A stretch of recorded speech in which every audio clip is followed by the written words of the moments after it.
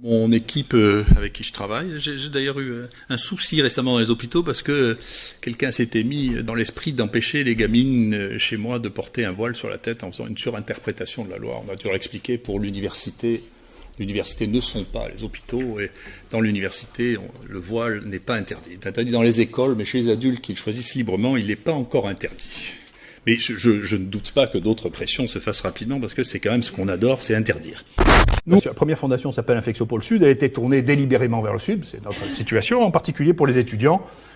Et voilà, on fait un appel d'offres international, mais ça, les journaux internationaux, voilà les gens qui demandent à venir chez nous, donc il y a, je sais pas combien, 600 ou 700 par an, et ce qu'on retient. Ce qui se passe, et ça c'est quelque chose aussi qui est extrêmement récent, c'est que les meilleurs étudiants actuellement au monde sont les étudiants africains et orientaux.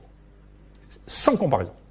Les plus mauvais qu'on a, c'est les garçons qui ont fait la fac des sciences. C'est le plus mauvais de tous, en France. Le plus mauvais de tous. Le contrôle de Bush, nous, on a réussi à empêcher plusieurs fois, mais enfin, les politiques ont une tendance générale à ça. Il va revenir, Valls va, dans 3 mois, nous proposer d'empêcher les étudiants étrangers de venir une fois encore. C'est-à-dire que, régulièrement, tous les ministres de l'Intérieur, de droite ou de gauche, disent « Attendez, tous ces étrangers, ces immigrants qui viennent là... » En France, 50% des thésards sont étrangers. 50%.